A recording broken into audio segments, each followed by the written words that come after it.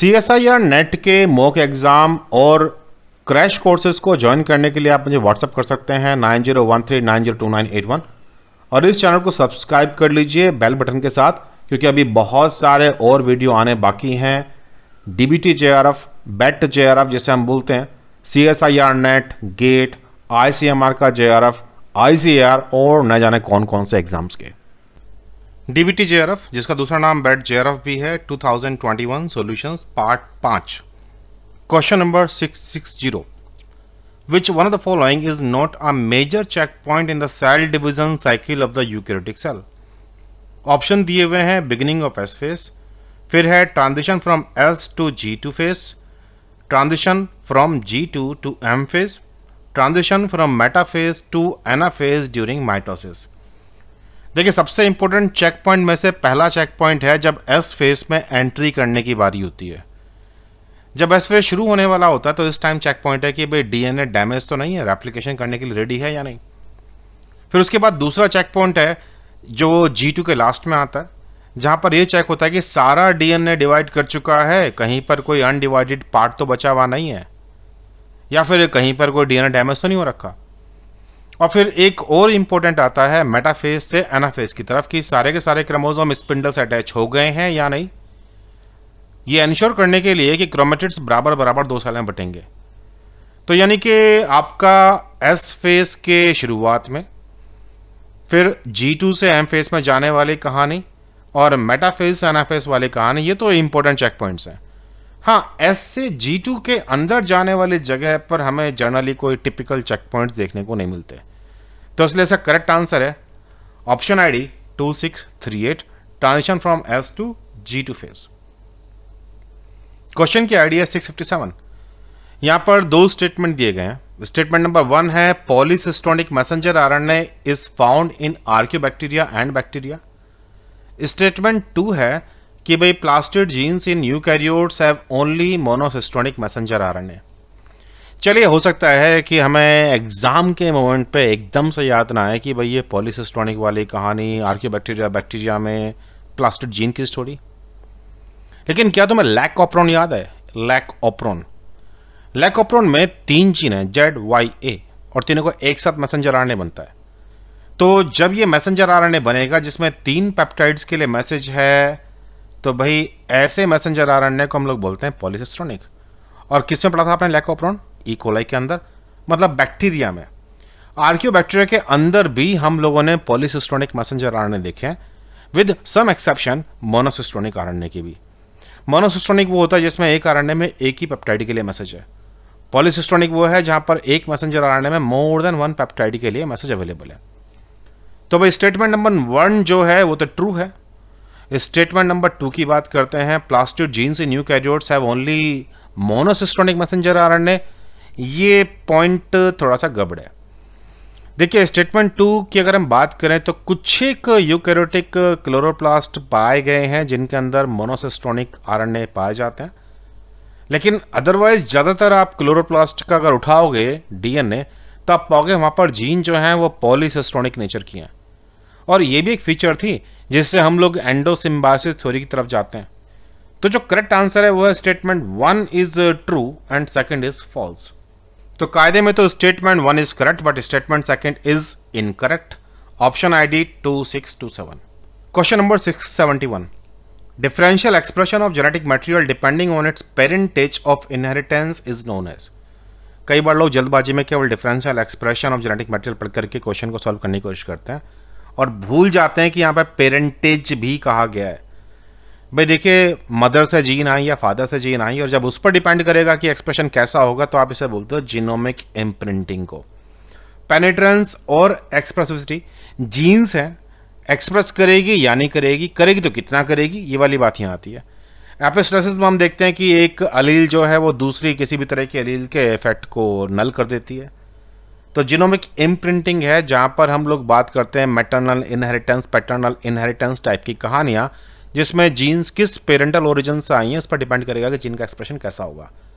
तो question number 671 का answer है 2684।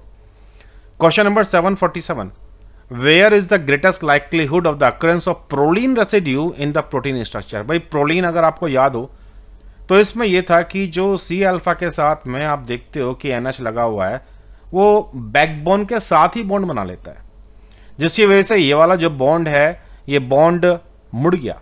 तो अगर मैं कहूं तो प्रोलिन का स्ट्रक्चर इस तरह का है।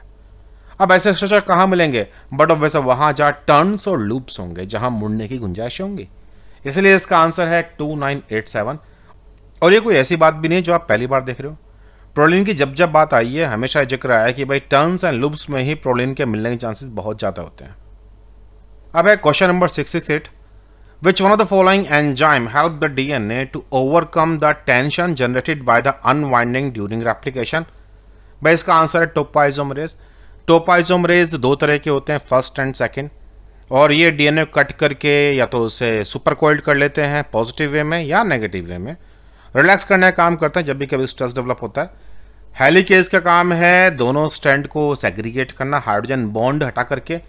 निकेज वैसे कोई टिपिकल एंजाइम का नाम देखने को नहीं मिलता, लेकिन अगर होगा भी तो तुम ये मान लो कि भाई केवल एक फॉस्फोडाइस्टर बॉन्ड टूटना है। और डीएनए लाइगेज जो है वो निक्स को क्लोज करने वाले एंजाइम होते हैं। तो इसका आंसर है 2671। Question number 679। Bacterial signalling system that regulate population density dependent gene expression using secretory chemical signal is known as. देखिए साहब, ये वाली कंडीशन है कोरम सेंसिंग के साथ। जब बैक्टीरिया कोरम में गाना गाते हैं, मतलब गाना नहीं गाते यार, लेकिन जब बैक्टीरिया आपस में इंटरेक्ट करते हैं तब ये सिग्नलिंग होती है। Question number 696। Mi RNA major regulator है जीन एक्सप्रेशन का, और एक एक्सपेरिमेंट के अंदर was observe that gene X is a direct target of mi RNA A upon over expression of mi RNA in arabidopsis thaliana. तो क्या होने वाला है? देखिए साहब, मान लीजिए कि ये आपकी जीन एक्स है, इससे मैसेंजर आरएनए बना और ये न्यूक्लियस से बाहर निकल करके आएगा मैसेंजर आरएनए एक्स का, और उसी में ए नाम का माई आरएनए अपने रिट्स कॉम्प्लेक्स वगैरह के थ्रू आकर के हमला कर देगा। हम जानते हैं कि जब माई आरएनए अपना अटैक करता है तो ना सिर्फ वो मैसेंजर आरएनए को डिग्रेड करता है, मतलब ट्रांसक्रिप्ट को, बल्कि जब ट्रांसक्रिप्ट ही नहीं होगा तो प्रोटीन कहां से बनेगा? तो प्रोटीन बनने की भी एबिलिटी को घटा देता है। तो अब हमें इस बात पर ध्यान रखना है कि अगर मेरे पास ए बड़ी मात्रा में अवेलेबल है यहां पर माई आरएनए, तो नो डाउट मैसेंजर आरएनए जैसे निकल के बाहर आया वो डिग्रेड हो जाएगा और प्रोटीन बन नहीं पाएगा। तो ये पॉइंट ध्यान रखना है। केवल transcript abundance of x will be affected, नहीं जी, ट्रांसक्रिप्ट नहीं, प्रोटीन भी नहीं मिलेगा मुझे। The resultant protein x will be of smaller size. Smaller size का बात नहीं होती, प्रोटीन बनेगा ही नहीं। Only specific activity of protein x will get reduced, लेकिन हम बात कर रहे हैं ट्रांसक्रिप्ट भी नहीं मिलेगा, तो both transcript and protein abundance of x may gate reduced. ये है इसका आंसर जो कि करेक्ट है। Question number 655। इनमें से कौन सा सल्फर कंटेनिंग अमीनो एसिड है? यार इससे भी सिंपल क्वेश्चन तुम एक्सपेक्ट कर सकते हो क्या एग्जाम में? मत बोले तुम्हारा बी पार्ट का है जहां तुम्हें चॉइस बनाने में दिक्कत आती है, और वहां पर एक सिंपल सा क्वेश्चन रखा हुआ है तुम्हारे 20 फंडामेंटल अमीनो एसिड्स के ऊपर।